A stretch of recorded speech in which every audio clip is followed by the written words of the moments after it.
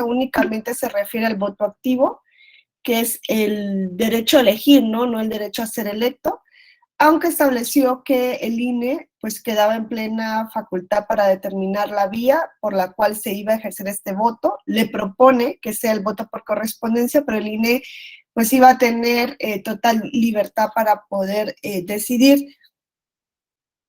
El hecho de que esta sentencia saliese hasta enero, febrero de 2019, pues pone sobre la mesa la importancia, ¿no?, que tenía también de dar al Instituto Nacional Electoral esa posibilidad de poder llevar a cabo una etapa de prueba para poder implementar el voto desde la prisión.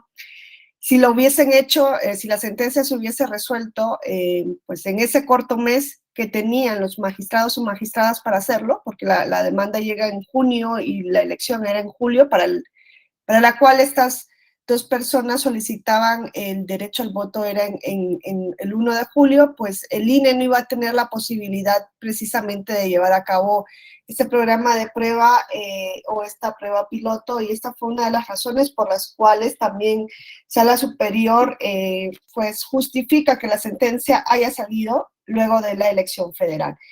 En el voto particular de esta sentencia, los magistrados que no están de acuerdo con la decisión de la mayoría estiman que Sala Superior fue mucho más allá de lo que pedían, ¿no?, los justiciables, y además de ello estiman de que ya en este asunto no había una materia que resolver en tanto el acto se había consumado, ¿no? La elección federal se había llevado a cabo el 1 de julio. Y por tanto, pues como ellos solicitaban ejercer el voto en esta elección, entendían que pues ya no había nada que decidir, ¿no? En cambio, la mayoría estimó que todo lo contrario, ¿no? Estimó que esta era una situación histórica de discriminación y que por tanto, aunque los justiciables hubiesen solicitado votar en la elección federal de 2018, se tenía que garantizar el voto para pues, futuras elecciones, ¿no? Y es aquí donde yo les digo que pues se nota que en justicia electoral inclusiva el Tribunal Electoral va más allá de lo que la Constitución pues mandata que puede hacer en control de constitucionalidad y de convencionalidad, ya que se extiende del caso concreto, ¿no? Si nos hubiésemos quedado con el caso concreto, estas dos personas pretendían ejercer el voto en la elección federal de julio de 2018, ya pasó la elección, por tanto ya en serio, como dicen los magistrados en el voto particular, el caso, si lo vemos desde esa perspectiva, se hubiese quedado sin material, ¿no? Pero el Tribunal Electoral tiene una vocación, ¿no?, mayor en cuanto a esta inclusión y toma en cuenta el grupo, no solo a los dos justiciables, y lo que entiende es que pues el grupo en sí debe poder ejercer el derecho al voto. ¿Por qué? Pues esperemos que los dos justiciables no estén en prisión preventiva en 2024, ¿no? Probablemente ellos no van a ejercer el voto en 2024. Ojalá que ya haya habido una sentencia en este proceso, porque pues eso, como va por otra línea, el tribunal no lo puede saber. Y bueno, esa es una de las razones por las que se entiende, ¿no?, que el tribunal vaya más allá, aunque los magistrados del voto particular esgrimen que esa situación pues ponía sobre la mesa de que aquí ya no había un caso que resolver. No era la primera vez en la cual el tribunal no tomaba una decisión en este sentido de extender los efectos más allá de los justiciables, ¿no? Si esto hubiese sido un amparo, pues la decisión del juez de amparo, en su caso del juez de distrito, tribunal o Suprema Corte, se tenía que haber circunscrito el caso concreto, ¿no? Era inaplicar la Constitución, porque es lo que hace aquí Sala Superior, ¿no? Inaplica la restricción constitucional para un caso concreto, es lo que hubiesen resuelto en amparo. A menos que hubiese tratase de una omisión legislativa, por ejemplo, se ve que los efectos ya no son interpartes, son más bien erga omnes, ¿no? Al decirle a una autoridad legislativa, sí, pues tienes la obligación de dictar la ley y no has cumplido con ello, hay una inconstitucionalidad por omisión. Es el único caso en el que el amparo se entiende ahora que se ha flexibilizado cuando hay un interés difuso colectivo, ¿no? Que se ha flexibilizado esto de la relatividad de los efectos de la sentencia de amparo. En los demás casos, el efecto sigue siendo para el caso concreto, ¿no? Aquí, pues vemos cómo Sala Superior tenía que haber fallado para el caso concreto, pero claro, era irrisorio, ya les decía ayer, decirle a estas dos personas, ustedes van a poder votar, aunque hubiese fallado la demanda antes del proceso del 2018, era irrisorio decirle a ustedes, dos van a poder ejercer el voto en prisión preventiva. El INE tiene que ver la manera en la que la van a ejercer, pues que le lleven las boletas en la prisión, ustedes dos votan y ya. Y el resto de personas en prisión preventiva, si quieren ejercer el voto, pues que venga cada una de ellas en JDC a solicitarlo.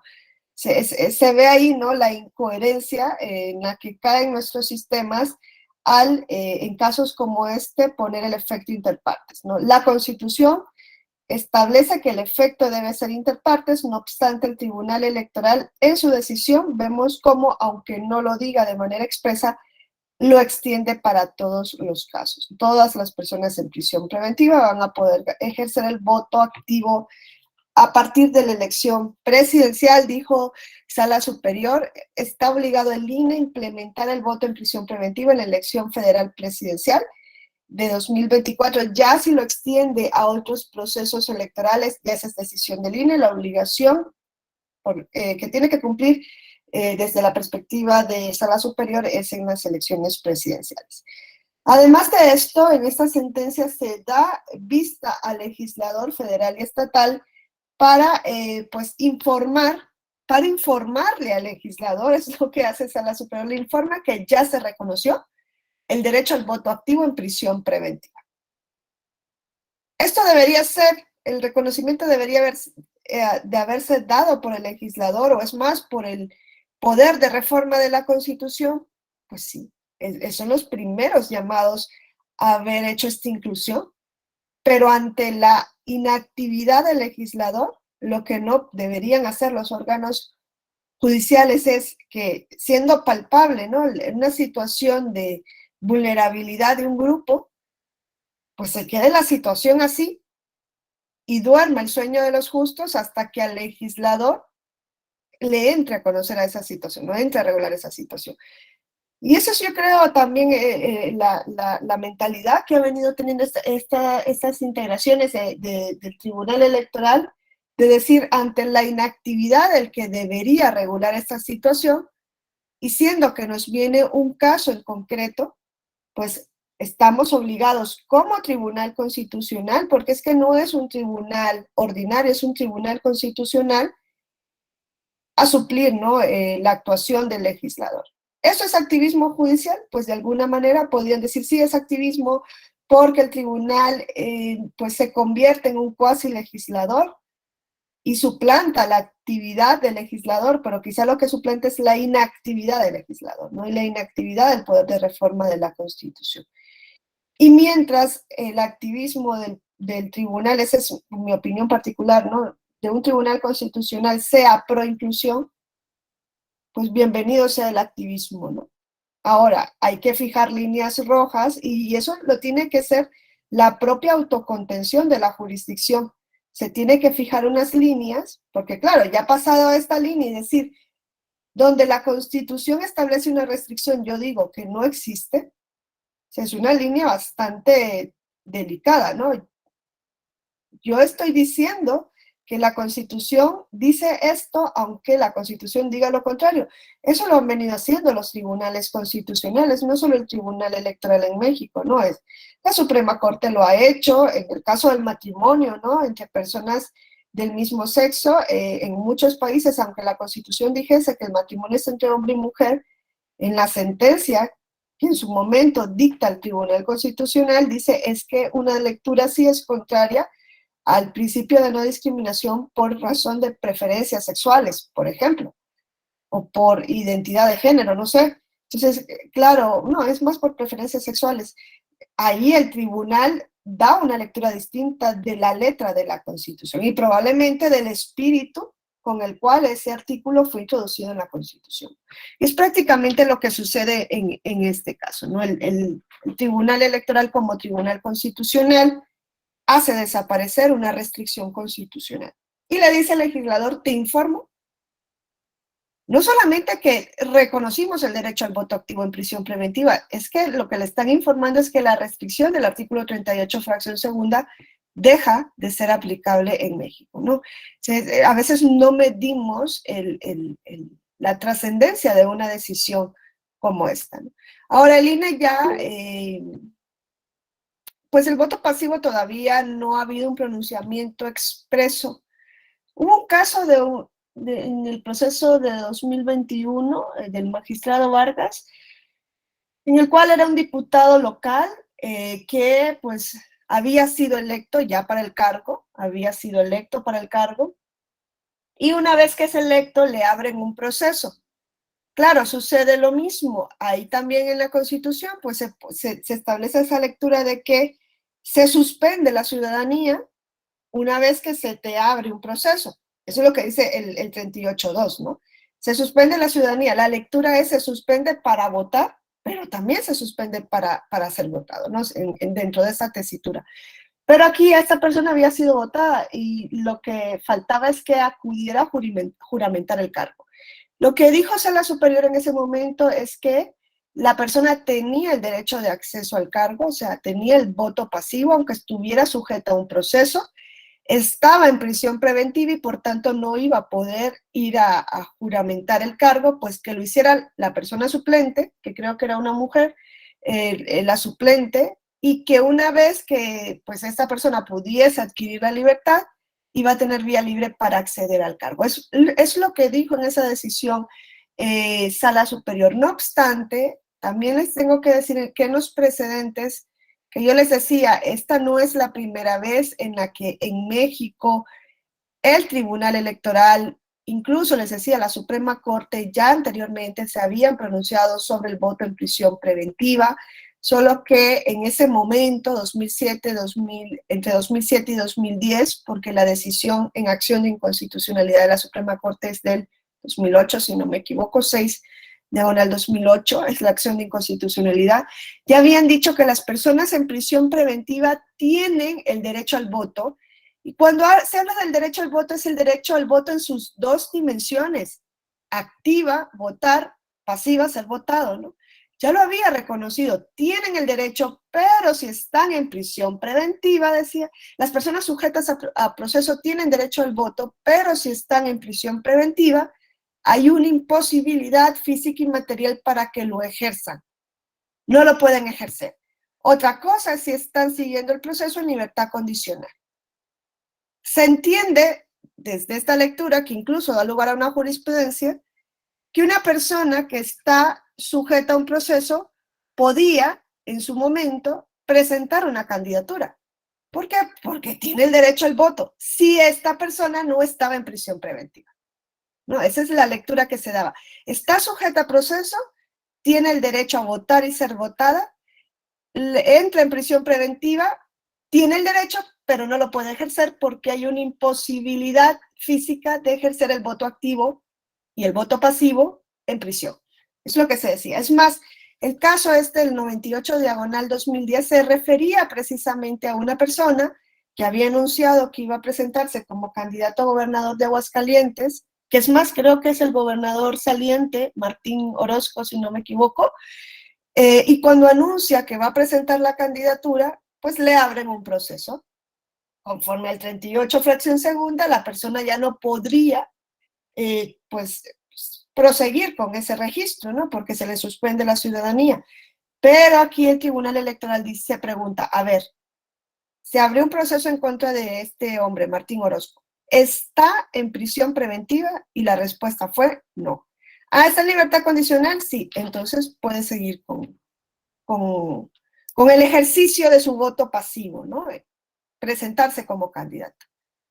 Ergo, si hubiese estado en prisión preventiva, la decisión de Sala Superior era: no puede seguir siendo candidato porque está en prisión.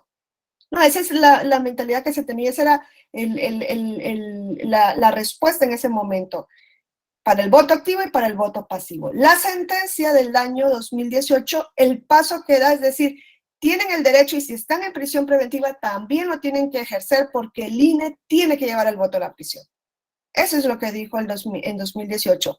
Ese es el paso que da. Dicen, me es indiferente si está privado de libertad o no. La persona tiene el derecho al voto activo, porque los justiciables lo que le pedían era votar, no se referían a ser votados. Y no podía ir hasta ahí la decisión, porque con costo llegaron 4-3 a esta que yo les estoy comentando.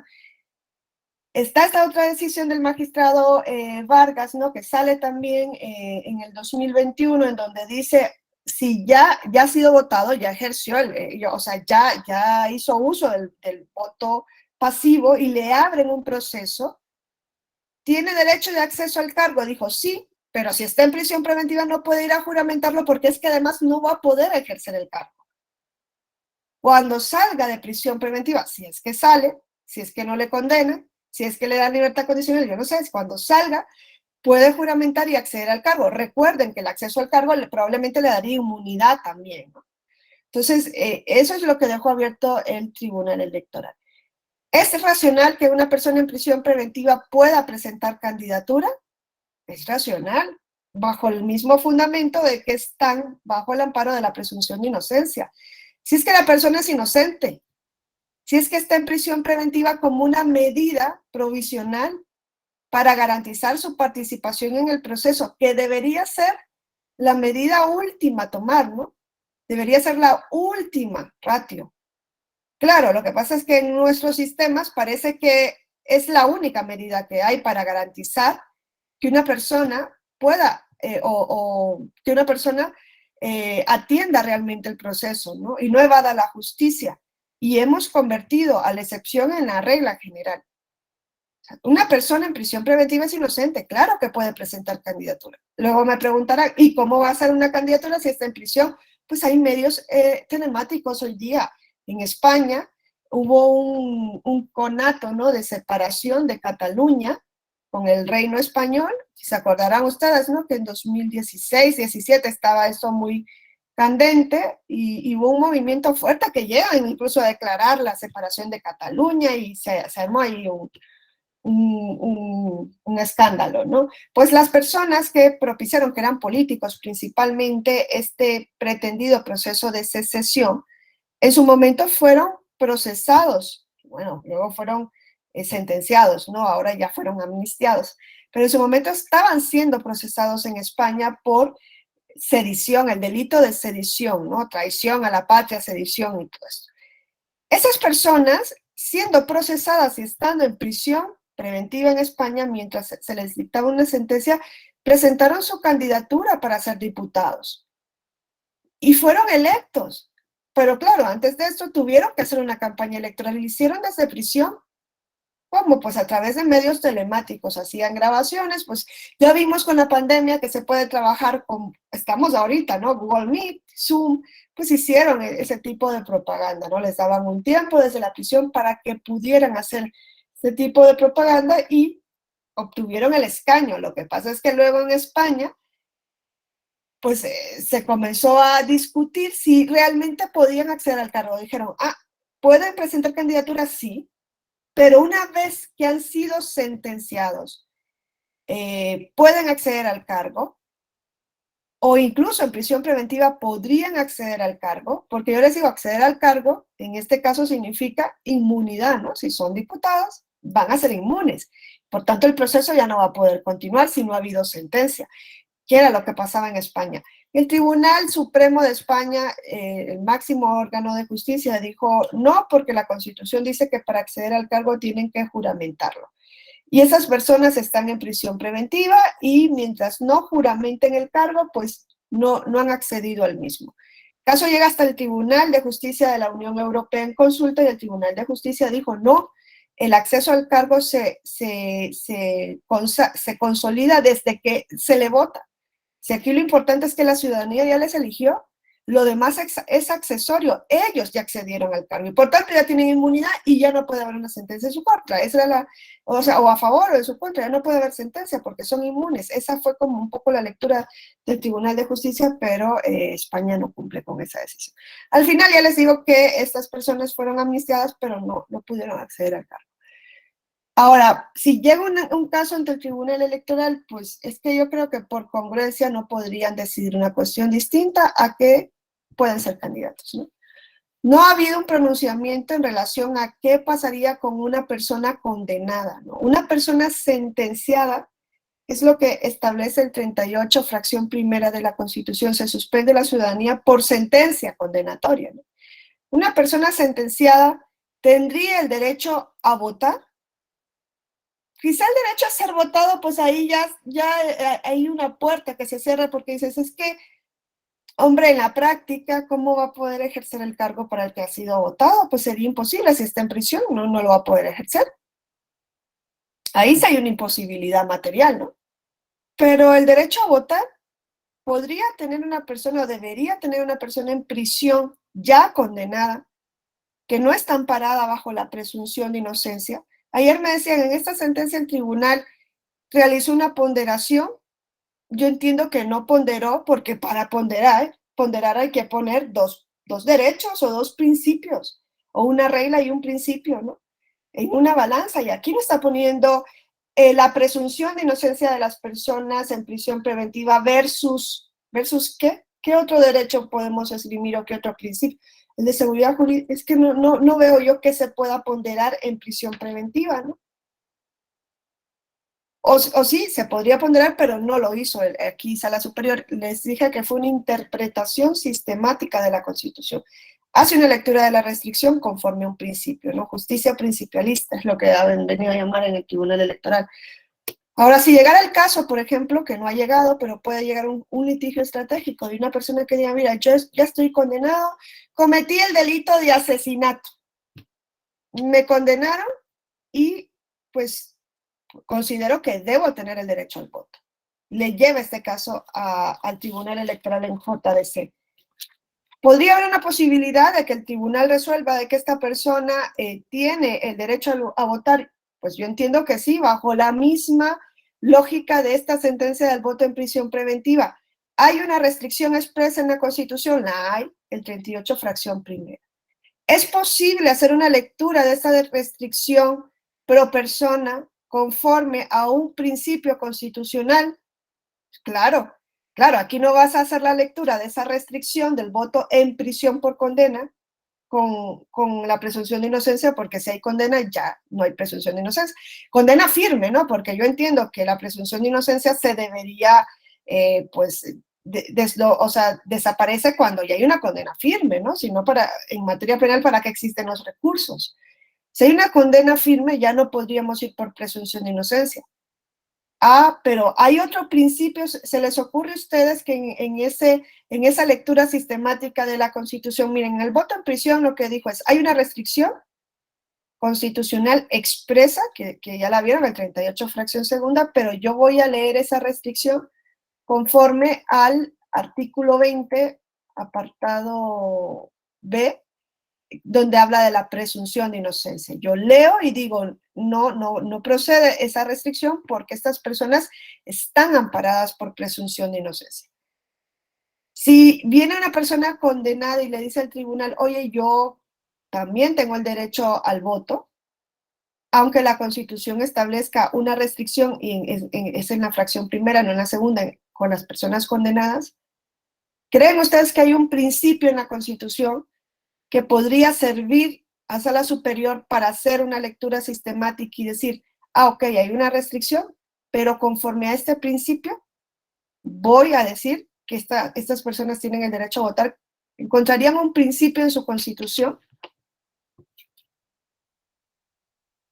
¿Qué se les ocurre que se podría escribir para el caso del voto de personas condenadas, no de personas en prisión preventiva? Y que yo ya les digo, les adelanto, que entiendo que debería haber una sentencia en ese sentido. Yo no encuentro la racionalidad a día de hoy de dar muerte civil a una persona que ha sido condenada, aun y cuando pongamos sobre la mesa el delito más atroz, les dije asesinato, ¿no? Aun y cuando pongamos al delincuente más atroz que entra en prisión, a día de hoy yo no encuentro la racionalidad de decir, y como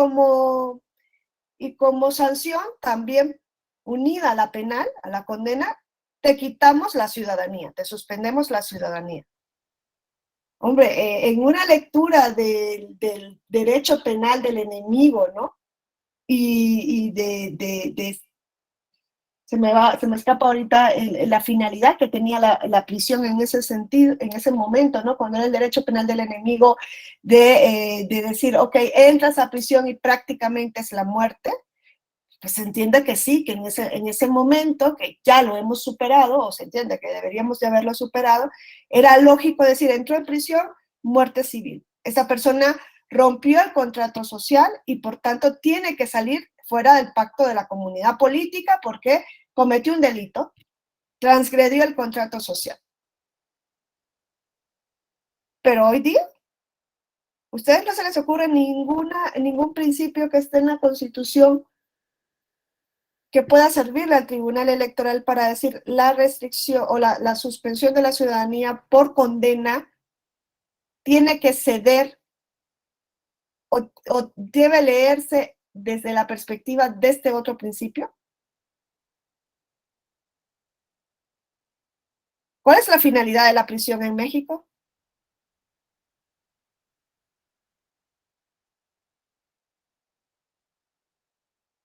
A ver, ¿cuál es la finalidad de la prisión en su país, no? ¿Para qué está la prisión según la Constitución?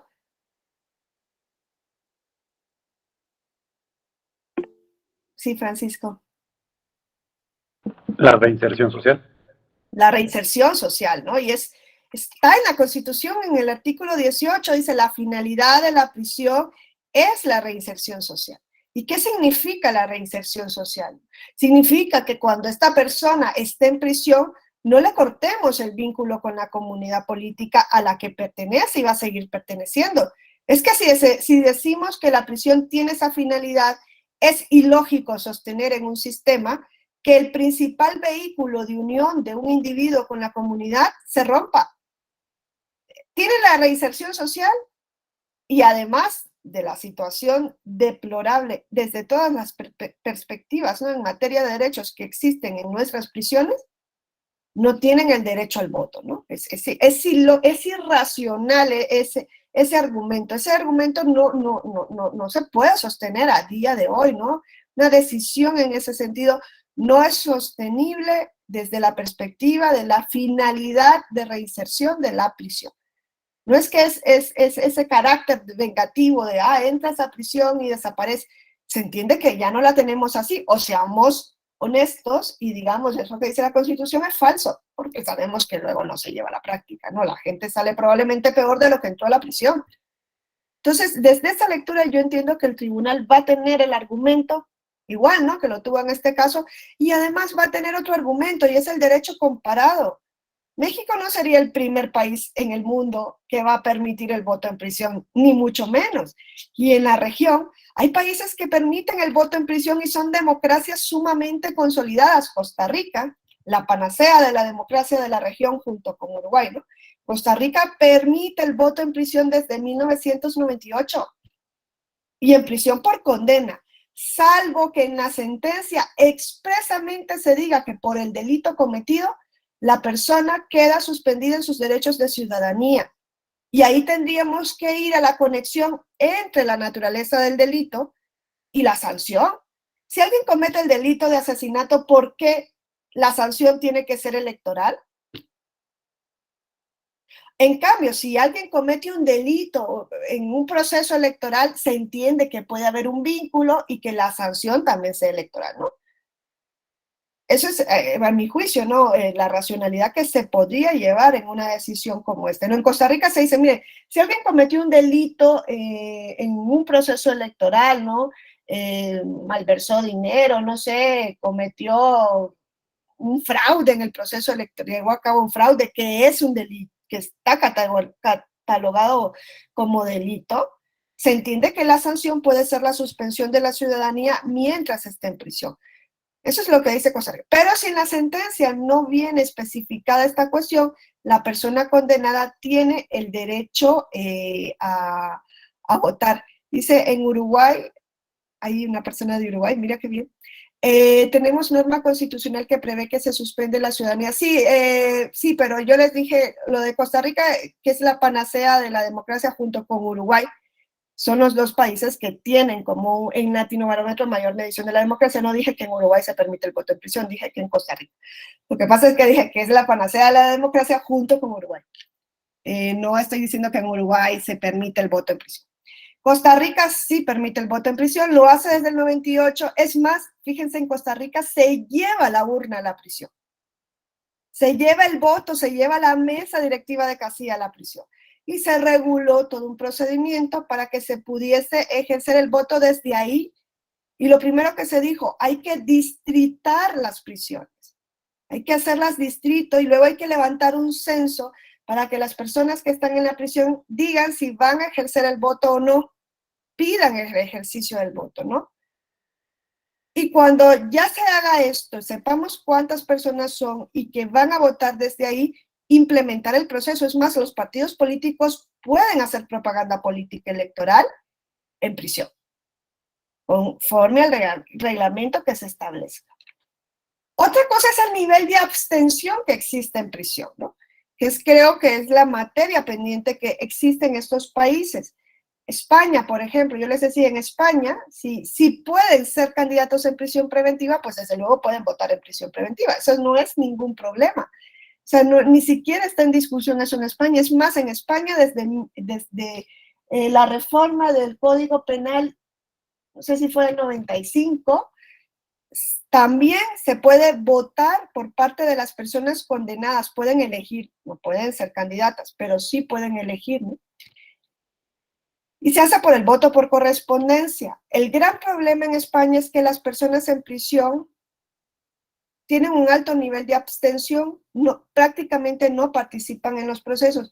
Y ahí tendríamos que ver otra cuestión y es qué propuesta llevan los partidos políticos a la prisión, qué tanto involucran a la prisión en sus propuestas políticas electorales. Probablemente cero. Probablemente a la persona que está en prisión le da igual, ¿no? Y dice, bueno, pues si no traen ningún tipo de programa que a mí me vaya a beneficiar, pues yo para qué quiero votar, ¿no? No le pueden obligar porque no hay un voto obligatorio en España, como sí lo hay en otros países de América, en donde hay un voto obligatorio. Si no votas, pues te ponen una multa. Si no hay un voto obligatorio, pues ¿cómo les vas a obligar? Y ahí es otro punto. Los partidos políticos quizá no se han dado cuenta de si tienen un caudal electoral en la prisión. Fíjense, en Estados Unidos, en muchos estados federados, se ha venido permitiendo el voto en prisión, principalmente por el partido de izquierda, porque se ha dado cuenta que en la prisión votan por la izquierda. Es más, en un momento, en un informe que se levantó, se dijo que la elección presidencial, que era de Bush y Al Gore, ¿no? La que resuelve el Tribunal Supremo, porque el punto era la elección en Florida, si hubiese podido tener un resultado distinto, si hubiesen votado las personas en prisión, porque las personas en prisión iban a votar por la izquierda, según el sondeo que se había y los informes que se llevaron a cabo, ¿no? en Estados Unidos. Quizás si los partidos políticos tuvieran esa no sé, agilidad y se dieran cuenta de que ahí hay un caudal de votos, probablemente estarían propugnando por abrir el voto en prisión. Pero también es cierto que deberían llevar propuestas a la prisión. Fíjense, ahora mismo, ayer lo decían también, ya hubo una primera puesta en marcha de este voto en prisión preventiva por parte del INE, ¿no? Porque Sala Superior le dijo, y vas a tener que llevar a cabo una prueba piloto, tú eliges la vía, el INE eligió que el voto en prisión va a ser por correspondencia. Claro, primero tienen que levantar un censo porque ni siquiera se sabía en México cuántas personas hay en prisión preventiva. Y el INE, pues todo ese procedimiento se tiene que ir llevando a cabo, ¿no? Y llevan este primer ejercicio de voto en prisión en elección intermedia. Para eso se eligieron, si no me equivoco, 5 ceferesos, ¿no? ahí luego se comienza a decir, ¿y por qué solo los eferesos? ¿Por qué no fue también el INE a los centros penitenciarios estatales? ¿No? ¿Por qué solo fue a los federales? Cuando las circunstancias de estas dos, las realidades son distintas, ¿no? Y no va a tener en cuenta, pues, realidades que quizás tienen que ser trabajadas desde lo local, desde lo estatal, y que no existe esta cuestión desde lo federal. La verdad es que ahí el Instituto Nacional Electoral pues solamente tenía el mandato de incluir una muestra representativa de las 5 circunscripciones electorales federales y de algunos distritos, siguiendo un criterio de género y de interculturalidad, es decir, que se deberían elegir centros penitenciarios de hombres, centros penitenciarios de mujeres y donde hubieran personas indígenas. En los centros penitenciarios federales donde se llevó a cabo esta prueba piloto fueron Sonora, Guanajuato, Chiapas, Sonora, Guanajuato, Chiapas, Morelos y Michoacán, ¿no? Fueron los 5 donde se llevó a cabo este programa piloto. Se organizó, ¿no?, todo un procedimiento para ello y luego se hizo como un estudio de lo que había sucedido dentro de este programa piloto para ver, ¿no?, qué se tiene que mejorar. Y una de las cuestiones que se puso sobre la mesa en este informe sobre los hallazgos del primer ejercicio, ¿no?, electoral del voto en prisión, es que no se garantizó el derecho al voto informado, ¿no? Aquí ya se va más adelante y se dice, no solamente es votar, es que sea un voto informado. Es que las personas que están en prisión no tienen acceso a la información como las que están en libertad. Y claro, comenzaron a analizar lo que recibieron de información para ejercer el voto y se dice no se garantiza de ninguna manera el voto informado. ¿Por qué? Porque estas personas recibieron el propio día o un día antes, no creo que fue el propio día de la votación, pues un sobre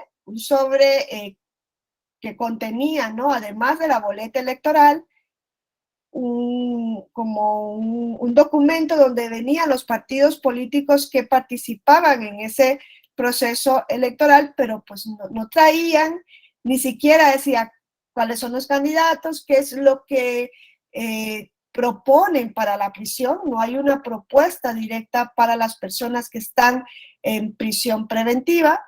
Y luego se dice, es que además de esto, además de que la información es insuficiente, no aparecen los nombres de las candidatas y candidatos, no hay información sobre propuesta específica, ni siquiera por distritos, no explican cómo los candidatos y candidatas van a alcanzar lo que proponen, van a hacer efectivas sus propuestas. Es que no hubo una propaganda, o sea, no le llevan esa información a la prisión. Entonces, además de esto, se dice, todo lo que le dieron está escrito en la lengua, en español, ¿no? Y no se toma en cuenta que hay personas que no saben leer ni escribir, ni se toma en cuenta el enfoque intercultural de que probablemente hay personas indígenas que no entienden la lengua en español, o hay personas no videntes que no van a poder también tener acceso. Todo eso se tiene que tomar en cuenta al implementar el proceso electoral en prisión, porque tiene que ser en condiciones de igualdad con relación a las personas que no están en prisión. Y claro, el Instituto Nacional Electoral pues tendrá que tomar todas estas cuestiones para ir mejorándolas al momento de implementar efectivamente el derecho al voto. Como ven, no es una cuestión cualquiera, o sea, fue una decisión bastante complicada. Pena de muerte, delitos como secuestro. Hombre, claro, imagínate que, y es más, es que dicen aquí que el partido, que es el Partido Verde, ¿no?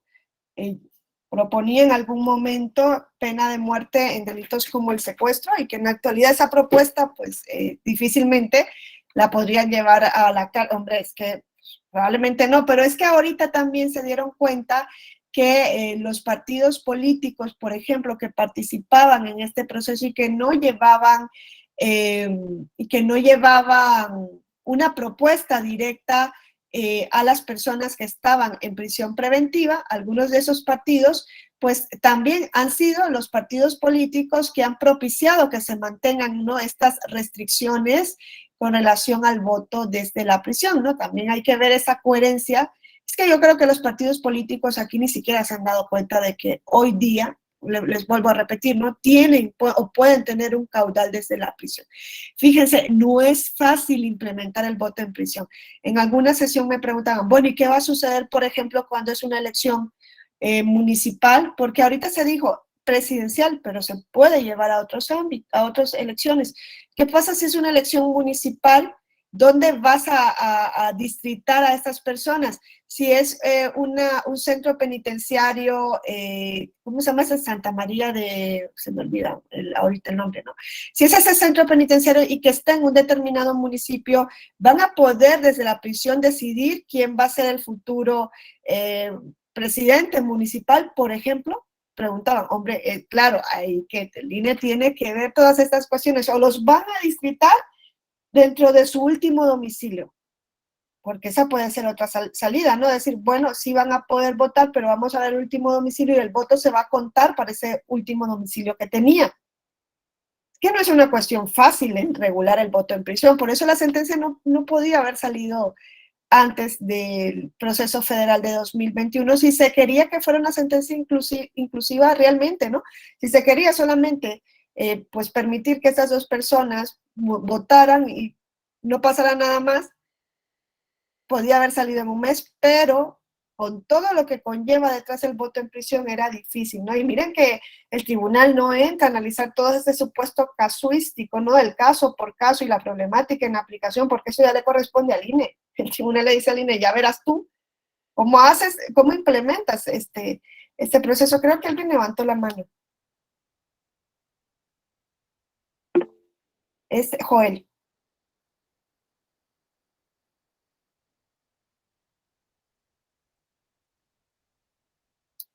Joel, ¿puedes abrir el micrófono?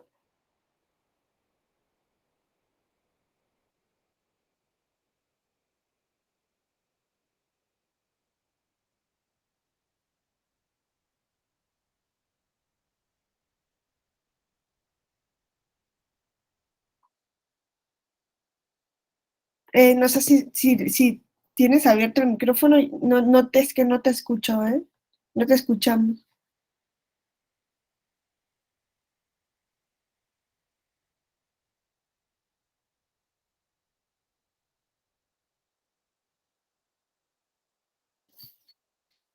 No, eh, se ve como si lo tienes cerrado, no sé, tal vez si te sales y vuelves a entrar, porque sí se ve como si tienes el micrófono bloqueado.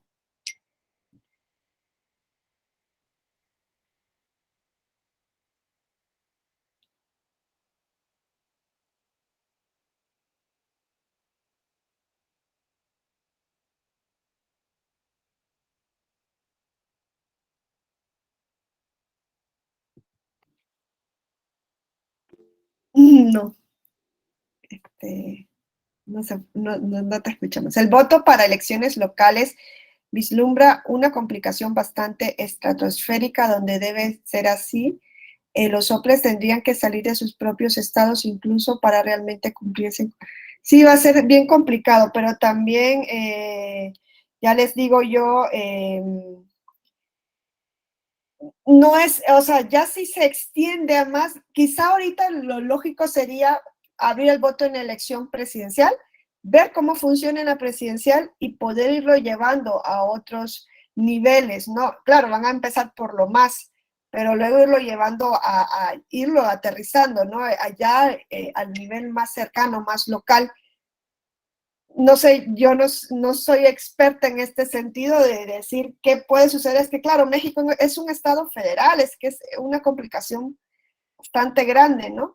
Costa Rica, que es el país que tenemos más cerca en cuanto a esa experiencia, quizá, pues es un estado unitario y son 5 millones de habitantes, pues es quizá más fácil, ¿no? El regular el voto en prisión, incluso para personas condenadas. Las distritaron en su prisión. Dijeron, porque antes en Costa Rica también se decía, tienen el derecho y van a poder votar, pero en su domicilio, claro. Luego decían, ¿y cómo vamos a trasladar a cada persona que está en prisión a su domicilio? Era imposible, eso sí era imposibilidad física y material, imagínense. Luego dijeron, los vamos a censar y los vamos a distritar en la prisión. para quien así lo desee. Claro, llevan el voto ahí y su voto cuenta para ese distrito. Ahora hay que tener bajo la mira, ¿no? De que entonces si el voto va a contar para ese sitio, efectivamente, si la prisión está en un municipio, pueden decidir quién va a gobernar. Desde la prisión se puede decir, porque otra cosa que se dice es, no se debería permitir el voto en prisión porque estas personas, como no tienen una libertad y están sujetas, y lo sabemos y lo contemplamos y somos pasivos, ¿no? En observar todas las violaciones de derechos que hay dentro de la prisión, porque nadie quiere ver a la prisión. La prisión es algo que no existe para el resto de las personas, ¿no? Así lo tratamos. Dicen, y si hay una injerencia, por ejemplo, desde prisión y les obligan a votar por determinado candidato, va a decidir las personas desde la prisión, bajo coacción o bajo cualquier tipo de prebendas, no sé yo, quién vota, pues eso que sucede en prisión sucede fuera. Y hay muchos municipios en donde hay una alta presencia del narcotráfico y se sabe que hay una presión por el narcotráfico, pero ¿qué vas a decir? No, en esos municipios que no voten en México, porque como no votan de manera libre, entonces, ¿para qué van a participar? No veo que se pueda sostener un argumento en ese sentido, ¿no? Entonces, si hay un peligro de que no sea un voto libre, pues implementa garantías para que efectivamente el voto se pueda dar en condición de libertad. Implementen las garantías. Ese sería, no es, porque como está ese peligro, entonces no vas a llevar el voto en prisión. No, si son personas y tienen dignidad y hay una finalidad de la prisión y hay presunción de inocencia para las que están en prisión preventiva, nos hemos tardado muchísimo en darnos cuenta de esto. Bueno, esto con relación a las personas en prisión. Ahora, también el tribunal se ha pronunciado con relación a, por ejemplo, el derecho a la identidad, que eso es algo que tampoco nos damos cuenta. Yo les decía, perdón, que tengo que poner esto en silencio. Yo les decía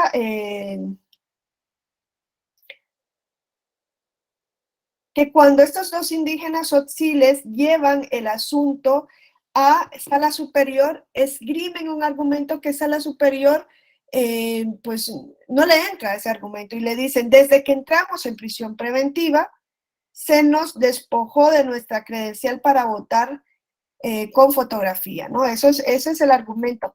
Y pues a la superior no le entra a analizar si tenían que votar en prisión, pero no le entra a ese otro argumento de que se le habían despojado de la credencial para votar con fotografía. Y dirán, es que es la práctica penitenciaria. Sí, es la práctica penitenciaria, pero también hay que tener en cuenta otra cuestión, y es que en México la credencial para votar con fotografía no es solamente el documento imprescindible para ejercer el voto, sino que además de esa naturaleza electoral, es el documento de identidad de la ciudadanía. Es el documento que te identifica, que te hace ser una persona y no otra. Donde está tu nombre, donde está tu fecha de nacimiento, donde están tus datos que te identifican y que son necesarios para llevar a cabo una serie de gestiones, principalmente gestiones administrativas, además del derecho a la identidad, que es imprescindible dentro de cualquier sistema jurídico, ¿no? Entonces, yo creo que eso no se había tenido esa percepción en México de que la credencial para votar hace las veces de documento de identidad nacional. En México sucede a la inversa de lo que sucede en otros sistemas. Aquí ya me decían que hay alguien de Uruguay, a ver el nombre. No sé cómo se regula esto en Uruguay. Yo soy de Nicaragua. John Paul, yo soy de Nicaragua. En Nicaragua, pues tenemos una cédula de identidad ciudadana.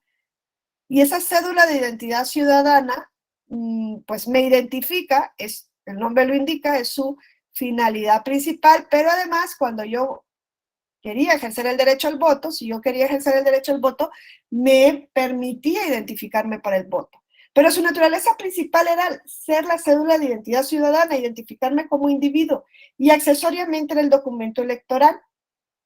Principal identidad, accesorio electoral. En México es a la inversa. En México, el documento electoral ha sido accesoriamente el documento de identidad porque no hay una cédula de identidad ciudadana.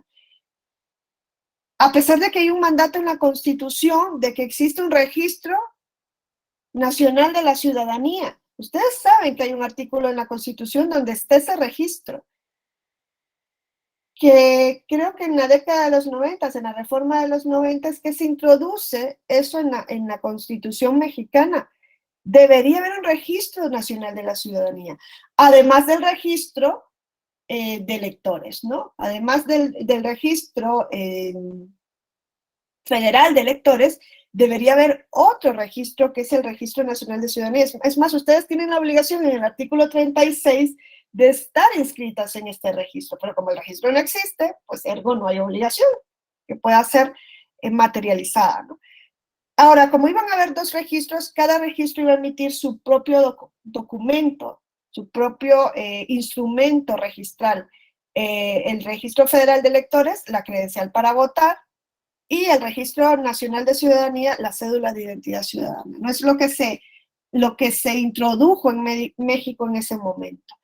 Lo que pasa es que luego se dieron cuenta y dijeron, ¿y quién va a tener el control sobre el Registro Nacional de Ciudadanía? Y pues ya no les gustó lo que se imaginaban que podía pasar, y entonces hicieron una reforma a la Ley General de Población, a partir de la cual se estableció en uno de sus transitorios que mientras entrara en funcionamiento el Registro Nacional de Ciudadanía, la credencial para votar iba a ser el documento que se utilizaría para una serie de gestiones administrativas, para identidad, además de para votar. Y a partir de eso es que la credencial para votar se exige como documento oficial de identidad en México. Claro, si privas a una persona de su libertad, entra en prisión y le quitas la credencial para votar y luego le das libertad provisional, ¿cómo se identifica ese individuo? No tiene cómo identificarse, sale a la calle sin identidad y entonces tampoco puede realizar una serie de gestiones. Es lo que sucedió en este caso. Ese es un JDC, el 1050/2019, que llega a Sala Ciudad de México, Sala Regional Ciudad de México. Y esta persona decía, a ver, yo estoy condenada, era una persona condenada. Esta sentencia además es posterior a la del voto en prisión preventiva.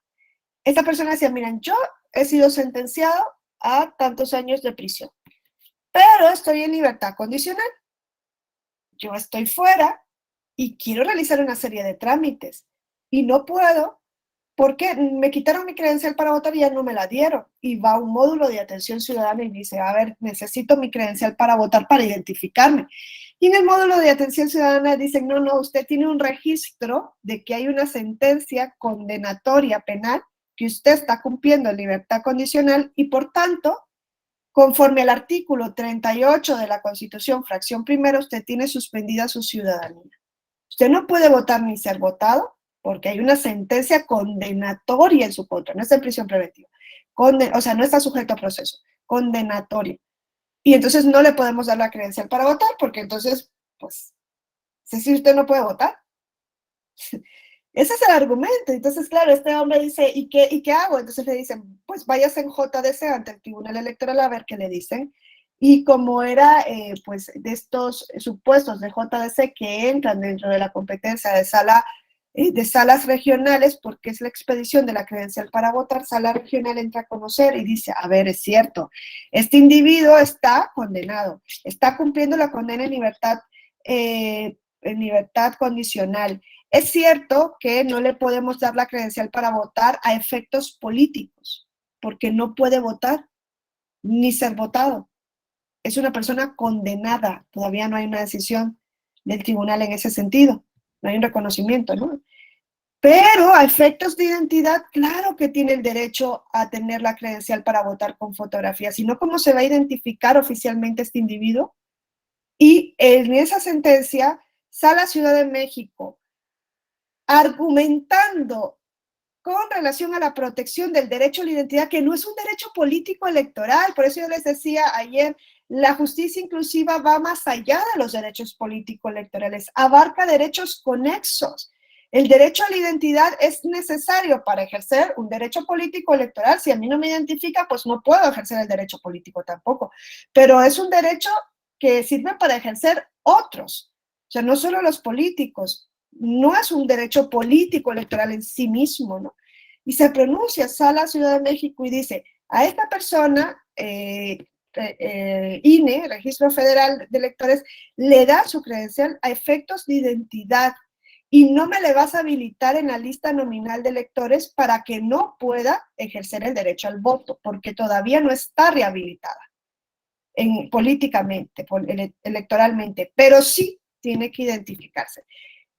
Es un individuo que va ante Sala Ciudad de México y le pide que se le garantice el derecho a la identidad. Sala Ciudad de México se lo garantiza, ejerciendo un control de constitucionalidad y de convencionalidad que queda plasmado en la sentencia, pero Sala Ciudad de México va más allá de eso. Yo les decía ayer, el artículo 99 dice, cuando hay un control de constitucionalidad, es para el caso concreto. Ya les dije cómo en el caso del voto en prisión preventiva se extiende a todos los casos. Pues este es otro ejemplo. ¿Por qué? Porque en la sentencia dice, le das la credencial INE, tienes que emitir unos lineamientos a partir de los cuales una persona que está condenada, pero que ha salido en libertad condicional, que tiene suspendidos sus derechos político-electorales, tiene derecho a acceder a la credencial para votar a efectos de identidad. Y el INE emitió unos lineamientos en este acuerdo, el INE CG 62/2020, para todos los casos de personas que se encuentren en suspensión de sus derechos políticos electorales. El efecto no es para el caso concreto, el efecto se lleva para todos los casos, cuando es justicia inclusiva, aunque la Constitución no le permite al tribunal expresamente realizar esta decisión, ¿no? Entonces, el tribunal ha protegido el derecho a la identidad también. Luego, con relación a las personas con discapacidad, también ha habido, y me voy a tener que ir rápido porque pues el tema es bastante complejo, y yo les invito a que quienes no lo han hecho, pues se inscriban en el diplomado que tenemos específico de justicia electoral inclusiva, que ahí sí se trata, hay 2 sesiones para cada grupo, ¿no? Y hay una sesión dedicada a las personas con discapacidad, ¿no? Hay una sesión dedicada también a las personas en prisión y pues reiterarán algunas cuestiones que yo he dicho aquí, pero ya es más específico el diplomado. Pero también van a ver, ¿no?, la comunidad LGBTIQ+, las personas, la inclusión de las personas indígenas, el uso del lenguaje inclusivo también, neutro también se analiza dentro de este diplomado, la protección de la infancia, de la adolescencia, ante el Tribunal Electoral también está dentro de este diplomado. Las personas mayores también están en este diplomado, ¿no? Yo les invito a registrarse ahí. En cuanto a la discapacidad, ¿yo qué les puedo decir? Miren, les puedo comentar rápidamente que hoy día hemos ido avanzando en la forma en la que vemos a la discapacidad, ¿no? Hoy día la discapacidad no es vista como una enfermedad, o no debería ser vista como una enfermedad, no debería ser vista como se vio en algún momento, como un castigo divino, como algo sobrenatural, ¿no? En un primer momento las personas con discapacidad eran vistas así, como un fenómeno sobrenatural que auguraba el peor de los presagios. Luego se fue evolucionando en la forma de ver a la discapacidad y se dijo, pues son enfermas, son personas que tienen una enfermedad y que por tanto necesitamos rehabilitarlas para adaptarla al individuo normal, que es el que no tiene discapacidad. Durante ese enfoque de la discapacidad como una enfermedad, es que se comenzó a trabajar, ¿no?, en las cuestiones de rehabilitación, ¿no? Y en cuanto a la intervención estatal, por ejemplo, bajo cuotas laborales, bajo la seguridad social que se le tiene que dar a una persona con discapacidad, el acceso a la rehabilitación, cuestiones así, ¿no? Hay que disimular a la discapacidad para adaptarlo al resto de la sociedad, que son personas normales. Es lo que se venía diciendo. La discapacidad es un problema de la persona que la tiene y por tanto hay que actuar sobre la persona. La sociedad no tiene nada que ver, ¿no? Y luego el modelo al que pues atendemos a día de hoy, que se viene a implementar principalmente a partir de la década de los 70 del siglo pasado, es el enfoque social y de derechos, ¿no? El enfoque médico rehabilitador es aquella que decía hay que normalizar a la persona, hay que rehabilitarla, hay que ponerle una prótesis, no sé, si es una persona no vidente, pues hay que buscar la manera de disimular que es no vidente. Es la persona la que se tiene que adaptar a la sociedad, la persona con discapacidad. El enfoque social y de derechos lo que nos dice es que todo lo contrario, la discapacidad no es un problema de la persona. Efectivamente hay personas que tienen una diversidad funcional, que no pueden ver, que no pueden escuchar, que no pueden caminar, que tienen un retraso mental, que tienen alguna enfermedad, que tienen una enfermedad psicosocial, eso es evidente. Pero dice, el problema no es de la persona, el problema es de la sociedad que pone barreras a estas personas, ¿no? El problema es de las barreras físicas, sociales, culturales, los estereotipos, las leyes prohibitivas, las barreras, el que una persona con discapacidad física, motora, no pueda subirse a un autobús porque no hay manera, ¿no? No está adaptado, ¿no? Yo viví 10 años en España y me impacté al primer momento cuando vi que el autobús se hacía de lado así, salió una rampa y para que subiera la persona que iba en silla de ruedas, que además tenía un espacio con su cinturón de seguridad donde solamente podía ir ella y que luego tocaba un timbre para que el autobús se detuviera donde se tenía que detener y volvía a hacer lo mismo, se ponía de lado el autobús, salía la rampa y bajaba la persona, ¿no? Y decía, bueno, eso en mi país no lo iba a ver nunca. Esas son barreras que les ponemos. Una persona en silla de ruedas tiene una barrera de movilidad, sí, siempre y cuando, pues para entrar a un edificio no le pongamos una rampa, que tiene que cumplir determinadas medidas, más aún si es un edificio público, ¿no? Todo esto es lo que nos dice el enfoque social y de derechos. La discapacidad es un problema, es un fenómeno social, son las barreras que nosotros le ponemos a este grupo de población que si nosotros trabajamos en esas barreras, pues probablemente la persona no tendría discapacidad, porque podría acceder en condiciones de igualdad al resto de la ciudadanía. Claro, no hay que romantizar, ¿no?, la discapacidad y pensar, ay, no existe, ¿no? Sí, hay personas con deficiencias físicas, mentales, intelectuales, sensoriales, pero si les quitamos esas barreras, pues probablemente no van a tener, ¿no?, esa situación incapacitadora. Es lo que nos dice Jenny Morris, una incapacidad para caminar es una deficiencia y la incapacidad para entrar a un edificio porque hay una serie de escalones es la discapacidad. Claro que hay personas con deficiencia, pero nosotros podemos trabajar para que esto no se traduzca en discapacidad, ¿no? Ese es el enfoque que se ha venido trabajando últimamente, es el enfoque que está contenido en el convenio específico para las personas con discapacidad, que es el convenio sobre los derechos de las personas con discapacidad de la Organización de Naciones Unidas, del cual México fue el principal promotor. México fue el principal estado promotor para que en las Naciones Unidas en el año 2008 se firmara este convenio. Y este convenio hace suyo esa nueva forma de ver a la discapacidad. Que las personas con discapacidad son aquellas que tienen deficiencias, pero que al interactuar con diversas barreras pueden impedir su participación plena y efectiva en la sociedad en igualdad de condiciones con los demás. Este es el enfoque que ha venido trabajando el Tribunal Electoral en las sentencias que le han llegado en materia de discapacidad. Algunas de ellas, pues me refiero rápidamente, es, por ejemplo, una persona con discapacidad visual. Llega un asunto que lo llevan como asunto general. Esta persona se fue al CONAPRED, no sabía dónde tenía que llevar su demanda. Se fue luego al INE porque al CONAPRED le mandan al INE y el INE lo manda a la superior.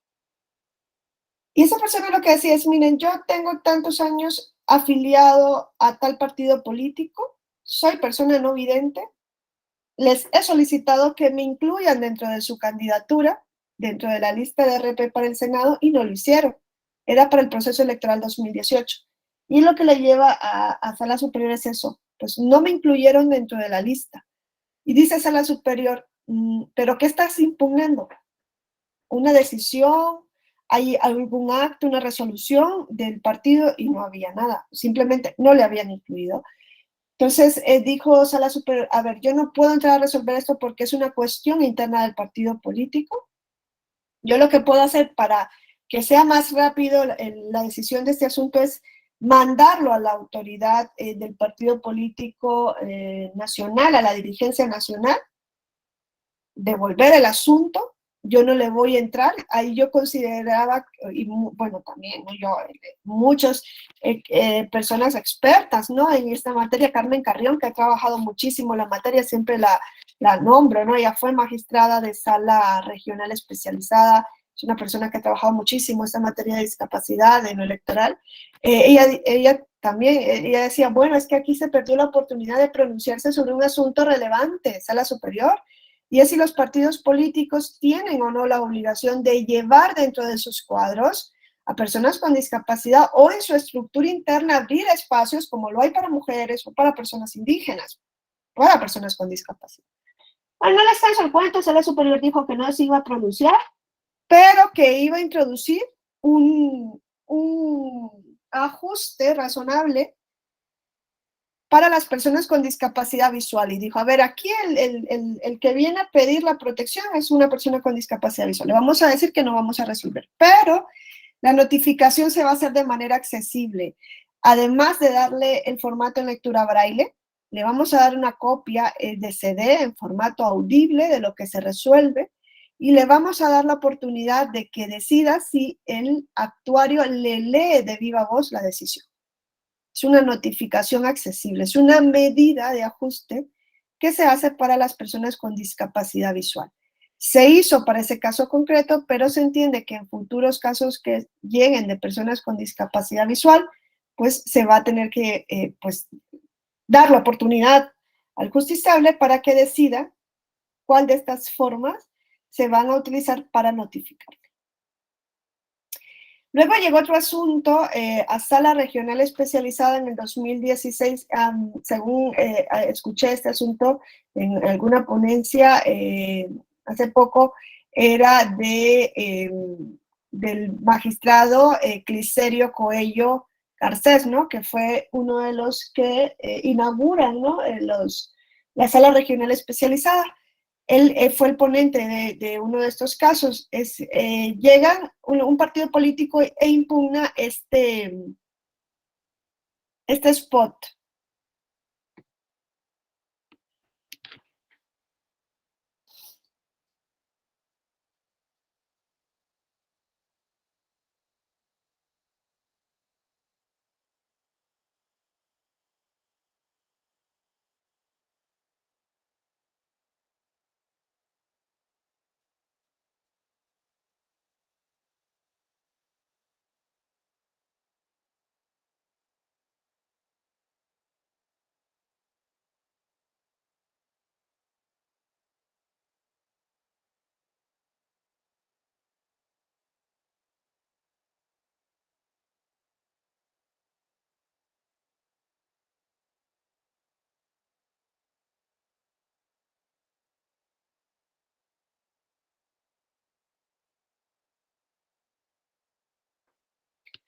Ese es el spot que impugnan.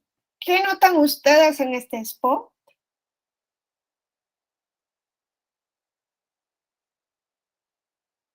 A ver, ¿qué les dice ese spot a ustedes? Que no cualquiera puede tener acceso. ¿Por qué? No tiene audio. Eso, ¿no? No tiene sonido, ¿no? Sí tiene, el spot tiene sonido. Lo que pasa es que yo se los puse sin sonido, pero sí tiene sonido. Ya ve. ¿En qué momento nos acostumbramos al miedo? A escuchar la mentira como si fuera verdad. Entonces, ese spot sí a ser tiene despojados sonido, de todo. ¿no? Y lo que dice el partido político al sala regional es, aquí hay un acto anticipado de campaña. Eso es lo que le llevaba, ¿no? Hay un acto anticipado de campaña en este spot y además le dice el partido político, por eso les decía ayer, que era lo que Ricardo nos contaba del amparo, a veces los litigantes le llevan un argumento al tribunal que el tribunal no puede desechar y además le dicen no trae subtítulos. ese spot no trae subtítulos. Y si una persona con discapacidad auditiva tiene que asistir a ese spot, no va a poder escucharlo, le va a pasar lo que nos pasó a nosotros, que yo se los puse sin sonido y veíamos ahí una serie de pictogramas y de letras y de frases. Podremos entender quizá más o menos lo que se dice, pero sin el mensaje, ¿no? Sin el sonido o sin los subtítulos con el audio, conforme al audio del spot, pues probablemente no entendamos al 100% lo que se nos quiere transmitir, ¿no? Y esa es información política electoral. Y hay un derecho a la información política electoral. Claro, entonces le llevan el argumento y Sala Regional Especializada dice, es cierto. O sea, aquí el partido político no le pone spot como no lo hacía ningún partido político en ese momento. Y están vulnerando el acceso a la información política electoral de las personas con discapacidad auditiva. Y la decisión en este caso es, mira, partido político, que yo creo que era el PAN, ¿no? Mira, partido político, voy a bajar del aire el spot, le vas a poner subtítulos, porque si no estás violando, hizo un control de constitucionalidad y de convencionalidad en la sentencia, tales y tales derechos del grupo de personas con discapacidad auditiva. Y además dice como medida de prevención, ¿no? Vamos a decirle a todos los partidos políticos locales y nacionales, a todos, que en sus futuros spots tienen que incluir subtítulos. Era un caso concreto y aprovecha Sala Regional y dice, a todos los partidos me le ponen subtítulos, si no, van a violar tales y tales y tales derechos. Entonces, esa es otra medida que se tomó en su momento para revertir la situación de discapacidad.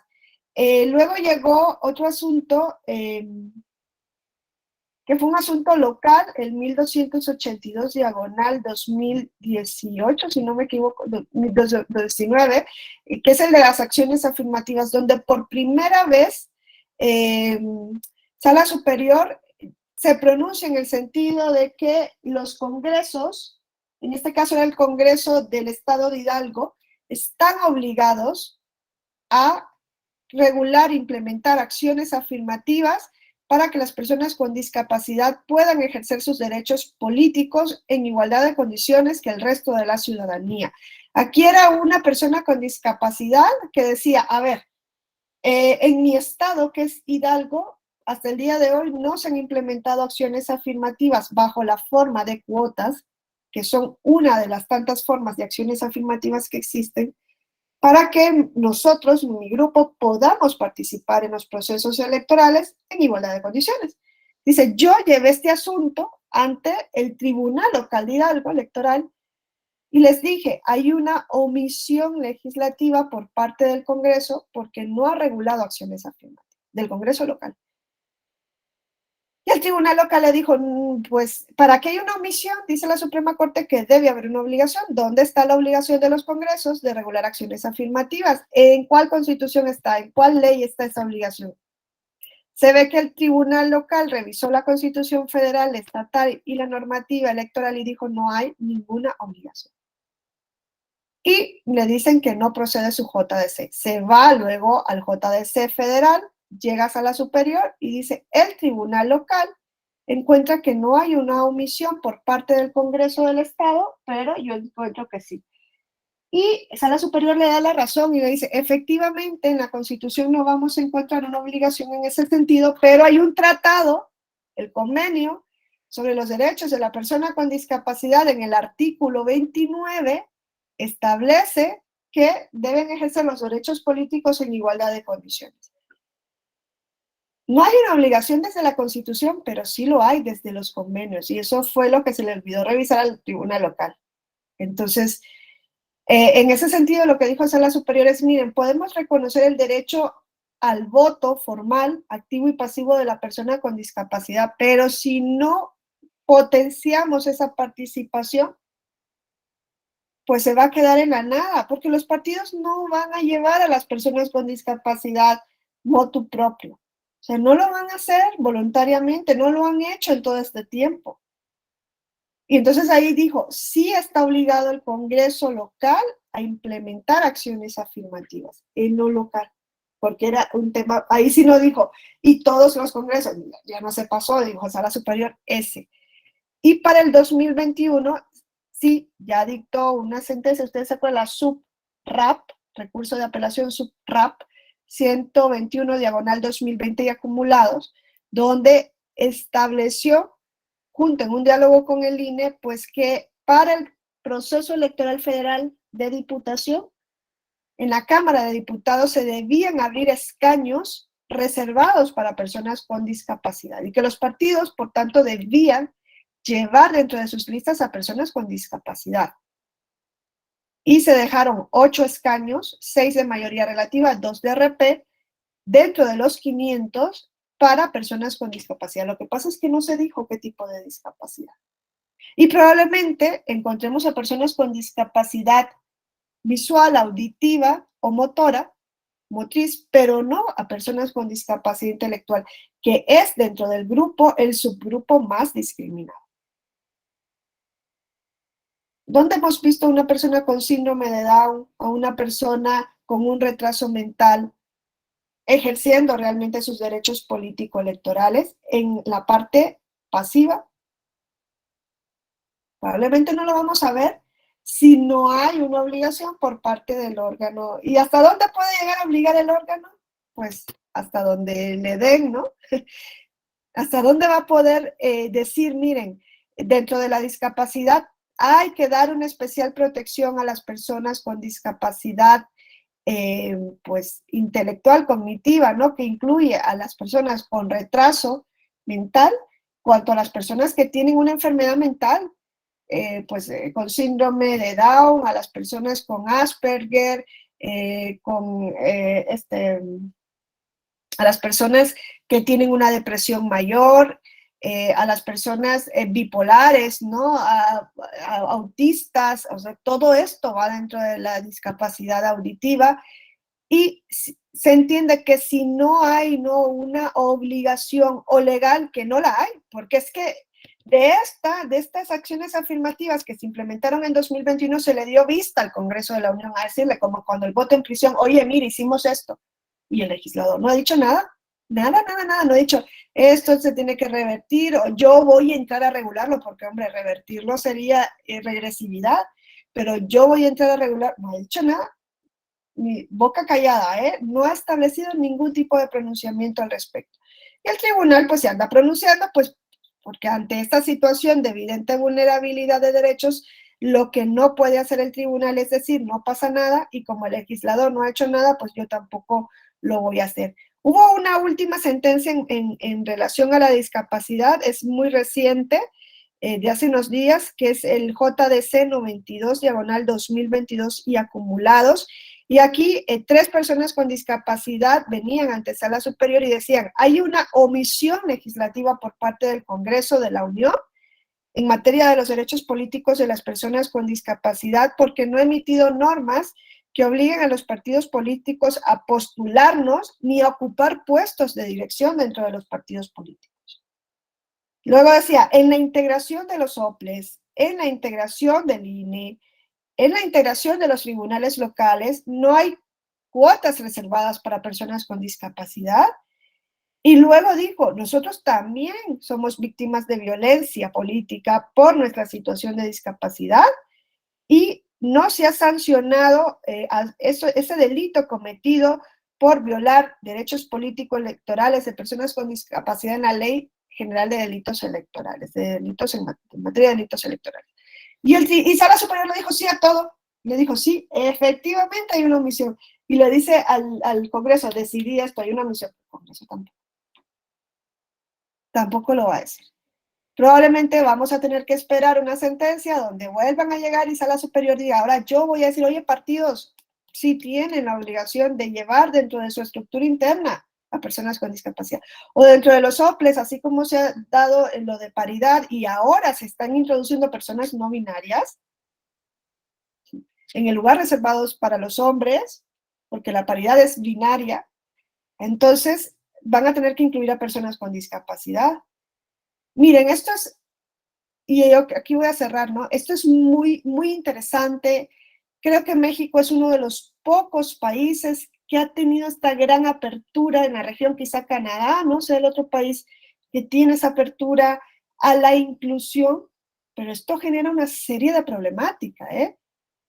¿Y hasta dónde va a poder abrir el tribunal? ¿Hasta dónde va a poder decir, dentro de esos 500 escaños de la Cámara de Diputados, por ejemplo, por poner un ejemplo, 8 son para discapacidad, 4 para la diversidad sexual, que no sé yo cómo dijeron que 8 en relación a qué, al porcentaje de población o a saber qué, porque también eso no queda claro, ¿no? ¿Por qué son 8 y no son 10? Hay 30 para personas indígenas, 30 escaños en la Cámara para personas indígenas, 4 para la diversidad sexual, 5 para diputación migrante, 1 por cada circunscripción electoral, 8 para la discapacidad, 4 para afrodescendientes, pero hay otros grupos. ¿Hasta dónde se va a ir abriendo esto? Ahora, lo que sí hizo Sala Superior en el 2021 fue decir, junto con el INE, si son 8 personas con discapacidad, 4 mujeres, 4 hombres. Si son 5 diputaciones migrantes, 3 mujeres, 2 hombres. O sea, tiene que ser interseccional, transversal con la paridad, ¿no? La acción afirmativa. El problema se presenta cuando es la diversidad sexual.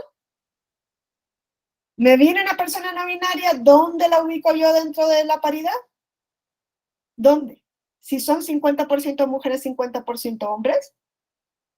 Si el INE dice son 3 candidaturas de LGBTIQ+, y me viene una persona no binaria que no se identifica ni como mujer ni como hombre, ¿dónde la coloco? Ese es el problemón que tenía Sala Superior ahorita, que luego se le va a generar con género fluido y con no sé qué cosas más. En su momento hubo un problema, que fue esta sentencia de paridad de género flexible que ya quedó superada en Zacatecas, ¿no? Para alcanzar la paridad en Zacatecas, que era, por ejemplo, 60 diputados locales, se dijo 30 mujeres, 30 hombres. Esa es paridad.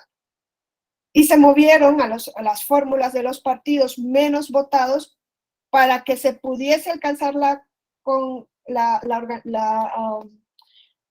para que pudiese quedar organizado el Congreso con 30 mujeres, 30 hombres. Y entonces se dijo el PAN, por ejemplo, que era uno de los partidos menos votados, a ver, ¿qué fórmula me trae en el primer puesto? A un hombre, suban a la fórmula de mujeres, bajen a la del hombre, para ir moviendo y alcanzar la paridad. Y no se dieron cuenta que cuando bajaron esa fórmula, el propietario es una persona con discapacidad motriz.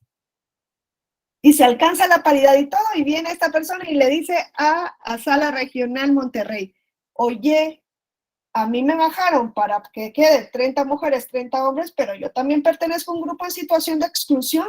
Soy persona con discapacidad, no tengo 2 piernas y un brazo por la talidomina que le dieron a las embarazadas en tal año. Y me quitan a mí para subir a una mujer, pero pues yo también tengo derecho a la representación. Bueno, el caso llega hasta Sala Superior y Sala Superior dice, efectivamente, la paridad 50-50 tiene que ceder, es flexible cuando se va a propiciar la representación de otro grupo en situación de vulnerabilidad. Y aquí el Congreso va a quedar conformado por 31 hombres y 29 mujeres, y no por eso se cae el mundo. Porque ese hombre que quitaron, que es con discapacidad, tiene que subir al escaño. Paridad flexible. Hoy día eso ya quedó revertido. ¿Por qué? Porque en las acciones afirmativas de 2021, ya les dije, el tribunal dijo, si son 8 personas con discapacidad, 4 mujeres, 4 hombres. Ah, y si una de ellas es no binaria, ¿dónde la vamos a poner? Eso es lo que no se puso a pensar el tribunal. Porque claro, pensamos en la paridad binaria, hombre-mujer.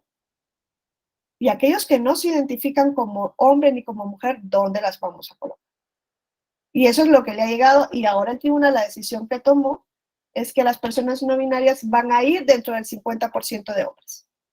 Porque es el grupo históricamente, que no ha estado históricamente en situación de exclusión. Eso es una solución temporal, porque ahorita son personas no binarias, mañana van a ser género fluido, pasado mañana va a ser otra que no sabemos, porque quizá no le hemos dado un nombre, que existe, pero que no le hemos dado un nombre, y lo que no se va a poder hacer, entiendo yo, es ir diciendo, bueno, de los hombres, le vamos a ir quitando y quitando y quitando y quitando y quitando hasta el infinito, porque entonces vamos a poner a los hombres ahora en la situación de vulnerabilidad y dentro de un siglo vamos a estar encontrando, entonces que van a decir, somos el grupo históricamente discriminado por ser hombres. Y si es un hombre indígena con discapacidad, ¿cómo ponemos en la balanza que es que es el grupo que ha estado en situación de privilegio? Pero un hombre indígena ha estado en situación de privilegio. ¿O un hombre con discapacidad? ¿O un hombre en situación de calle?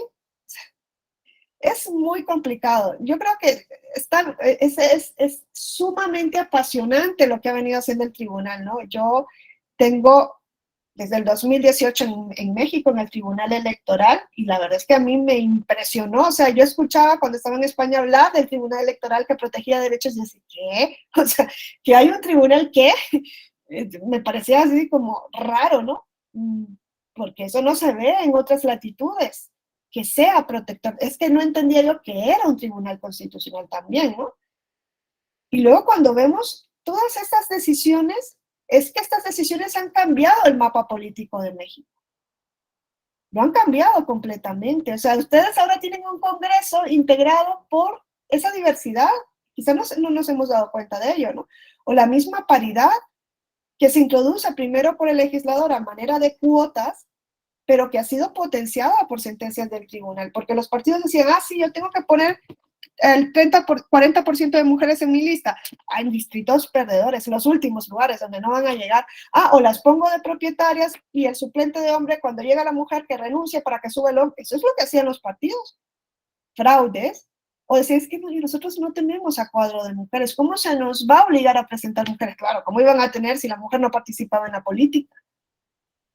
Y esto es, la decisión del tribunal ha venido potenciando el que puedan votar las personas en prisión preventiva. Es que esto es algo que en el 2022 era insostenible. O sea, una persona en situación de calle, imagínense, cuando iba a pedir su credencial para votar con fotografía, le decían, a ver, el comprobante de domicilio, es que estoy en situación de calle, pues entonces no puedes tener credencial para votar. Imagínense el nivelazo, ¿no?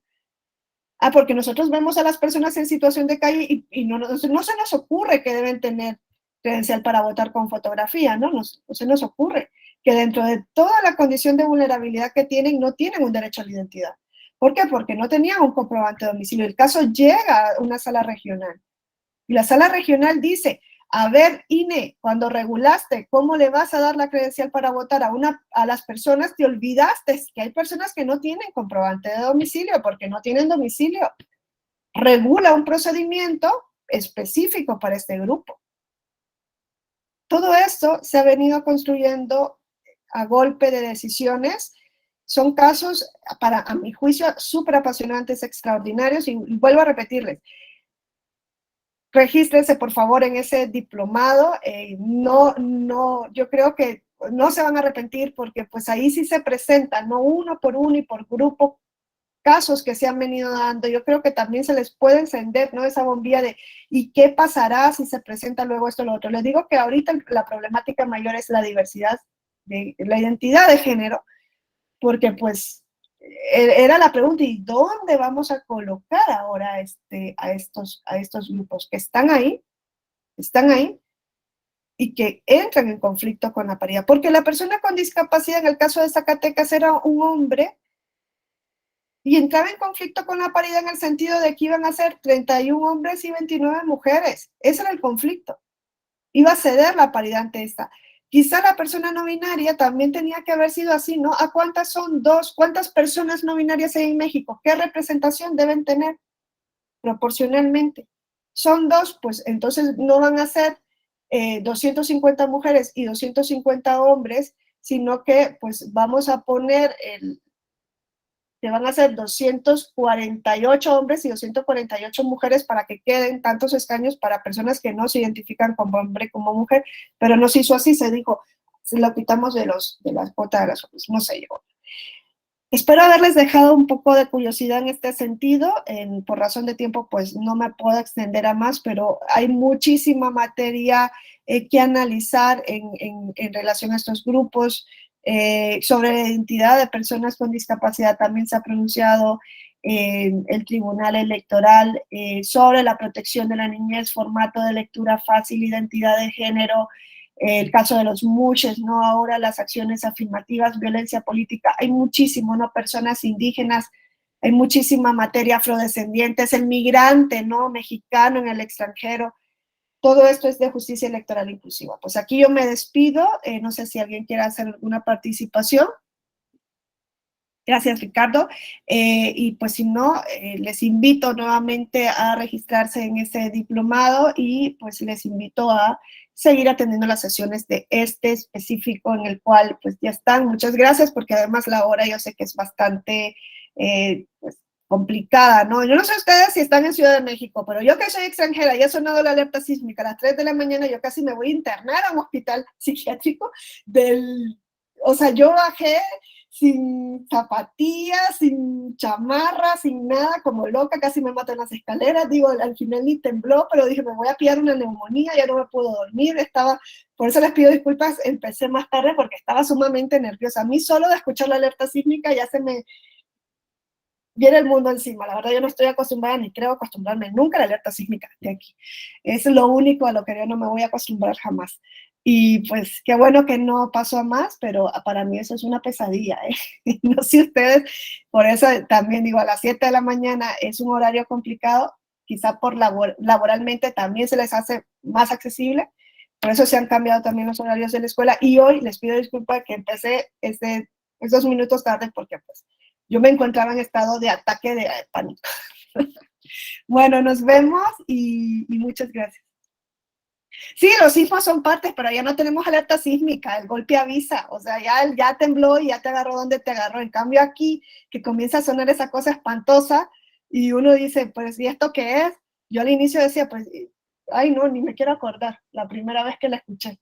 Y claro, sí me genera mucha tensión. Y vivo en un tercer piso, pues tengo que bajar, salir de la torre que estoy para salir a la primera, o sea, yo no sé ni cómo salí, pero salí. Y luego me vi que estaba sin zapatillas, dije, encima mojado el piso, voy a pillar una neumonía y ni tembló. ¿Cuál es el diplomado? Disculpe, Es doctor. el de justicia electoral inclusiva, se llama Diplomado en Justicia Electoral Inclusiva, así tal, como la sesión de hoy, pero claro, todas las sesiones están dedicadas a la materia. Y les va a encantar, yo sé que sí. Y bueno, pues nada, muchas gracias y buen día.